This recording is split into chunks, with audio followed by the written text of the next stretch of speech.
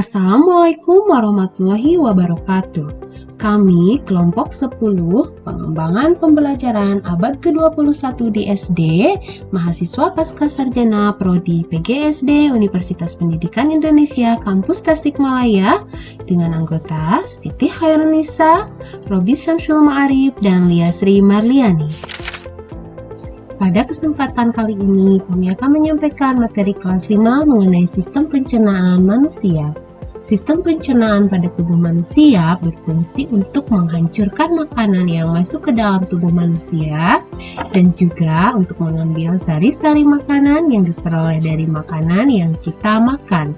Dan selanjutnya akan dijadikan energi untuk kita melakukan berbagai aktivitas. Seperti apa ya proses sistem pencernaan pada manusia? Yuk kita simak videonya sampai selesai. Pertama, makanan masuk ke dalam mulut. Di dalam rongga mulut terdapat beberapa organ yang berperan dalam proses pencernaan seperti gigi, lidah, dan kelenjar ludah. Gigi berfungsi untuk mengunyah makanan agar menjadi lebih halus dan lebih mudah dicerna oleh tubuh. Kelenjar ludah yang berfungsi untuk memproduksi saliva yang penting untuk membasahi makanan. Dengan begitu, makanan menjadi mudah ditelan dan mengandung enzim yang membantu proses pencernaan awal. Selanjutnya, organ lidah berfungsi untuk mendorong makanan masuk ke dalam kerongkongan. Setelah dari mulut, makanan kita menuju ke kerongkongan. Kerongkongan merupakan saluran berbentuk seperti tabung sepanjang 20 cm yang menghubungkan antara rongga mulut dengan lambung.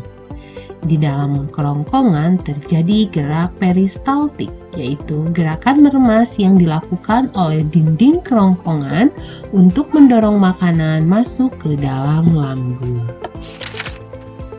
Setelah dari kerongkongan, makanan menuju ke lambung. Lambung merupakan organ pencernaan manusia yang paling elastis, berbentuk seperti kantong dan terletak di dalam rongga perut sebelah kiri atas. Di dalam lambung terjadi pencernaan makanan secara mekanis dan kimiawi. Pencernaan mekanis dilakukan oleh dinding otot lambung yang meremas dan mengaduk makanan. Kemudian, pencernaan kimiawi dilakukan oleh getah lambung yang dihasilkan oleh kelenjar getah lambung. Getah lambung mengandung enzim pepsin, enzim renin, dan asam klorida.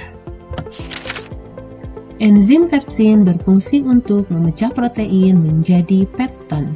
Enzim renin berfungsi untuk mengendapkan protein susu menjadi kasein, dan asam klorida atau HCl berfungsi untuk mengasamkan makanan dan membunuh kuman yang masuk bersama makanan.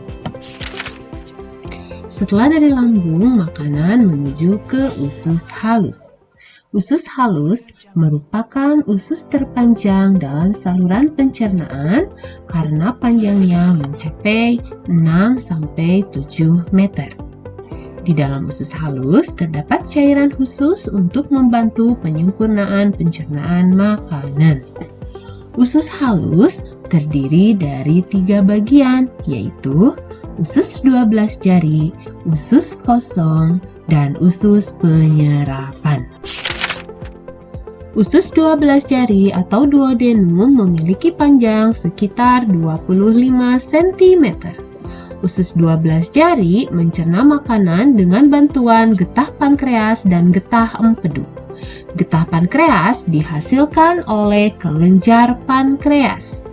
Getah pankreas mengandung enzim amilase yang berfungsi untuk mengubah zat tepung atau amilum menjadi zat gula atau glukosa. Getah pankreas juga mengandung enzim tripsin yang berfungsi mengubah pepton menjadi asam amino. Juga mengandung enzim lipase yang berfungsi untuk mengubah lemak menjadi asam lemak dan gliserol. Kalau getah empedu dihasilkan oleh hati dan disimpan ke dalam kantong empedu. Getah empedu berfungsi untuk menghancurkan lemak. Selanjutnya, usus kosong atau jejunum terletak antara usus 12 jari dan usus penyerapan. Usus kosong memiliki panjang sekitar 2,5 meter dan berfungsi untuk mencerna lebih lanjut makanan yang telah dicerna oleh usus 12 jari. Selanjutnya, usus penyerapan yang merupakan tempat penyerapan sari-sari makanan. Di seluruh permukaan dindingnya terdapat ujung-ujung pembuluh darah yang menyerap sari-sari makanan. Kemudian, sari makanan diedarkan melalui aliran darah ke seluruh tubuh. Setelah itu, sisa makanan yang dicerna masih berlanjut menuju ke usus besar. Usus besar berfungsi menyerap cairan, vitamin, dan mineral dari sisa-sisa makanan yang telah diserap oleh usus halus. Pada usus besar terdapat bakteri yang berguna bagi tubuh, yaitu bakteri E. coli yang berfungsi untuk membantu proses pembusukan sisa makanan.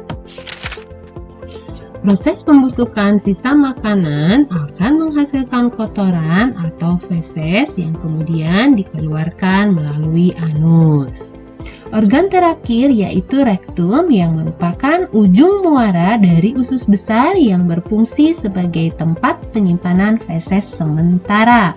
Ketika rektum terisi penuh dengan feses, maka saraf akan mengirimkan respon ke otak yang menimbulkan rasa ingin buang air besar. Anus merupakan lubang di bagian bawah pantat yang berfungsi sebagai tempat keluarnya feses dari dalam tubuh. Nah, sudah paham kan bagaimana proses terjadinya pencernaan makanan pada manusia? Untuk menambah pemahaman, kalian bisa membuat diagram alur perjalanan makanan dari rongga mulut hingga keluar melalui anus. Untuk hasilnya, kalian bisa perlihatkan kepada bapak atau ibu guru di sekolah. Sampai bertemu lagi pada pembelajaran berikutnya. Terima kasih. Wassalamualaikum warahmatullahi wabarakatuh.